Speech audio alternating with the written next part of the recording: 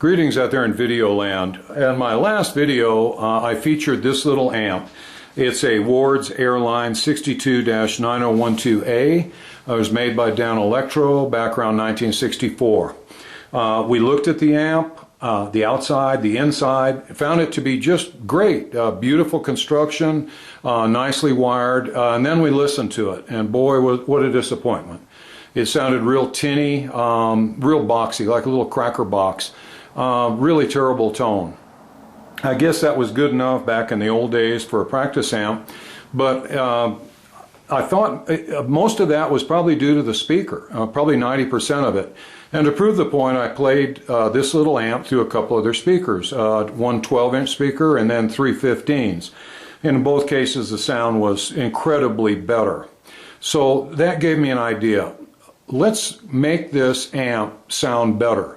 And the first step is going to be, I bought a brand new Jensen C8R speaker for it.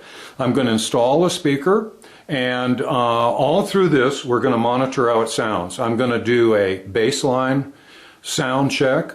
We'll do it after the speaker, and then I'm going to go into the amp and modify some of the internal components, which I will discuss with you. I'll show you the schematic, and then we'll listen and see what the sound differences are associated with those changes. This ought to really be interesting, I think, and should give you some real good tips on how to modify inexpensive little amps like this and turn them into little tone monsters. Okay, so let's get started. Rusty, we gotta make a video, boy. Come on. You gonna make a video? I guess not. Okay, to get things started, I'm going to replay the portion of the first video in which the amp was played in as-found condition and sounded just awful. I'll also replay the assessment of it at that time.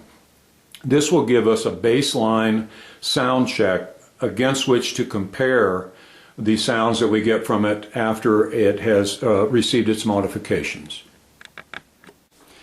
Okay, we're all plugged in here. We've got the volume and tone straight up in fairly neutral positions. Let's see how it sounds.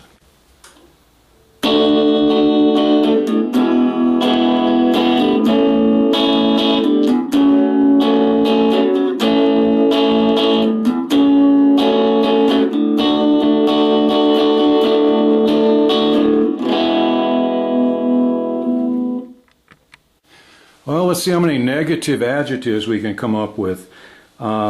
Weak, lousy bass response, kind of tinny. It has a kind of a sound like it's echoing in a box, which it really is, I guess. I lay 90% of that on the speaker, to be honest with you. Fisher might have made good hi-fis, but they made lousy guitar speakers.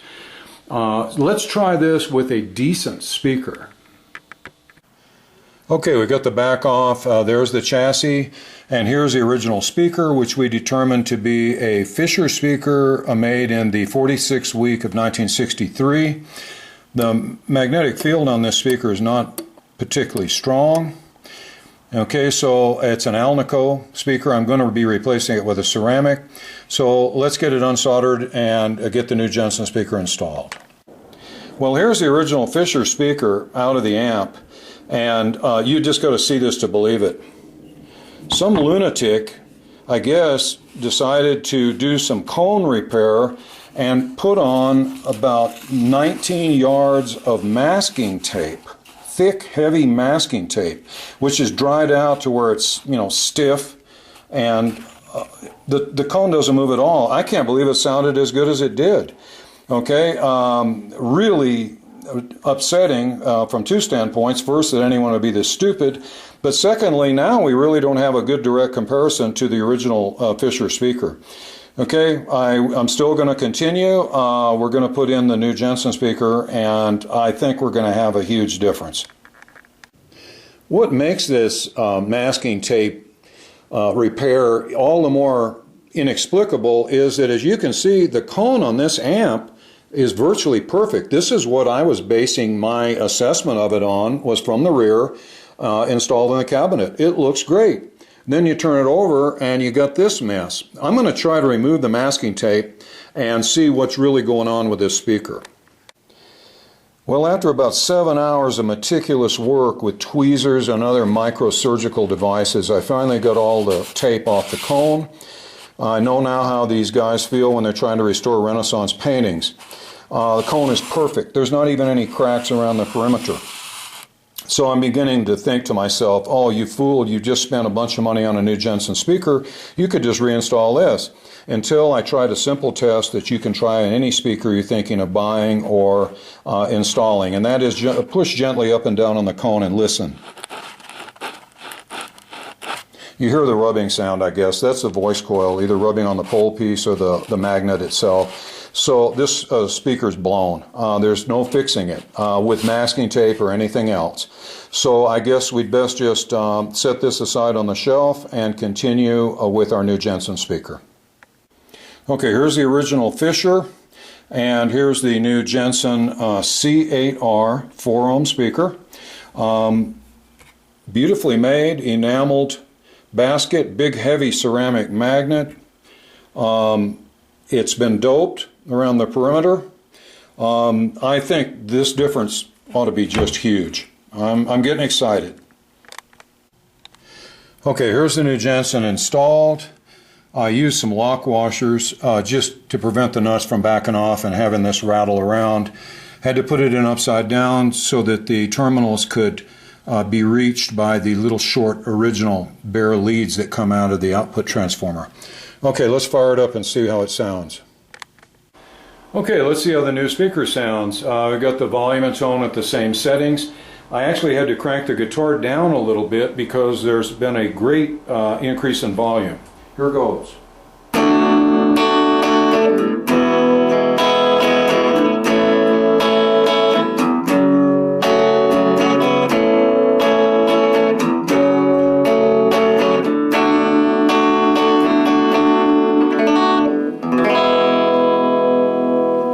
I think the expression is the difference in night and day.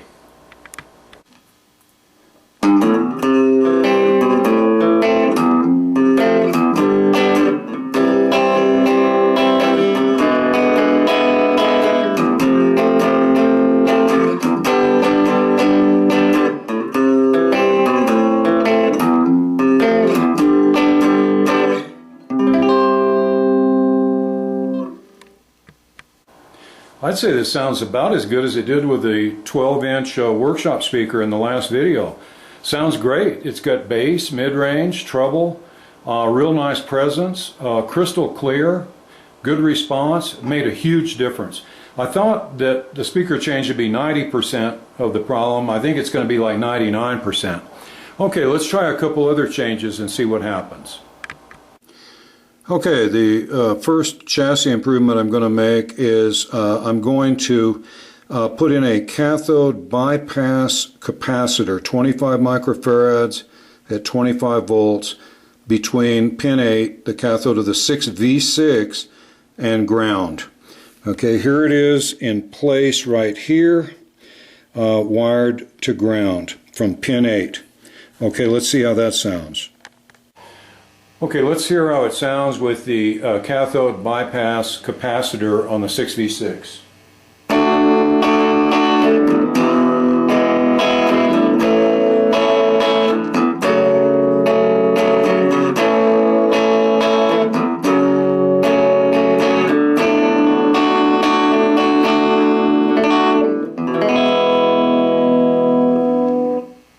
Tremendous increase in both volume and bass. Much stronger signal, much fuller signal. I think the headroom is going to be reduced greatly. If we crank this up, it's going to start breaking up a lot sooner. But it sounds more like it did with the 12-inch shop speaker, I think, now, even though it's just an 8-inch speaker.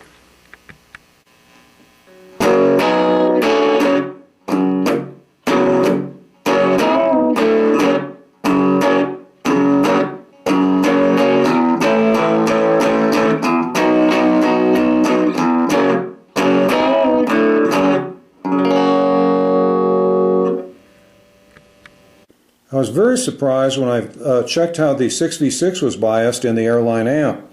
Because the cathode resistor was rather low, they used a 270 ohm resistor in the schematic. In reality, it's a 285 ohm resistor when you measure it, which yields, after you calculate the voltage drop, the plate current, and the plate voltage, almost 11 watts of plate dissipation, which is way too high. That's over 90% of the maximum, which is 12. I went to the more champ-like 500 ohm biasing resistor. This is the voltage across it.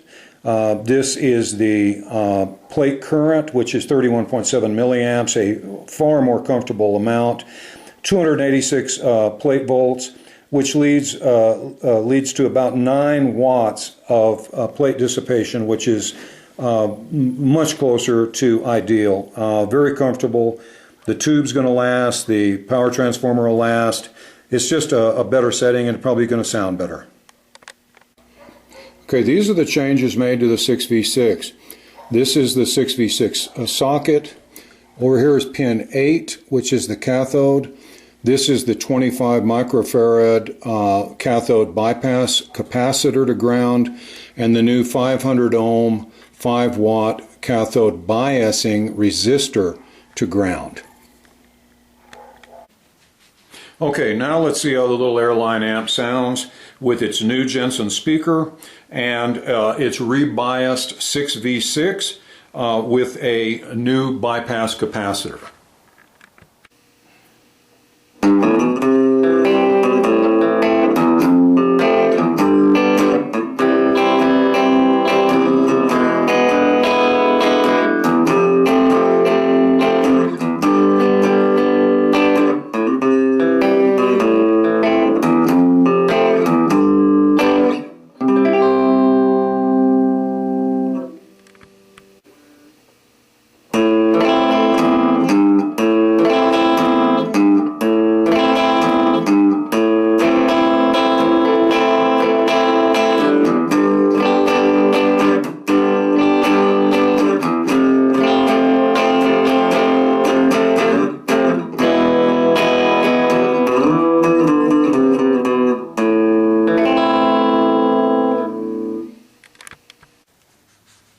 Well, as far as I'm concerned, that's the best sound so far. Now, I'm not sure how it comes across on YouTube, but here in the workshop and with my wretched hearing, that was about as good as you could ever expect. It was really nice and clear with excellent bass, mid-range, and treble response. I think I'm going to stop here and leave the amp as it is. Well, that about does it for this video featuring the Airline 62-9012A from 1964. I hope we cleared up the initial misconception that the amp sounded lousy. We found that this was due to human error on the part of some moron who put 19 yards of masking tape on the speaker cone. Once it got a good speaker and a couple little minor internal modifications, I think it sounds wonderful. I think if you were blindfolded in the room and we played this amp and say another amp that cost 3 or 4 times as much, you'd have a hard time telling them apart. So I feel that the little rascal is vindicated. I hope that you enjoyed what you saw, that you'll consider subscribing if you haven't already, and that you'll join me again in the near future for more videos featuring these really neat classic old vintage amps. Thank you and goodbye.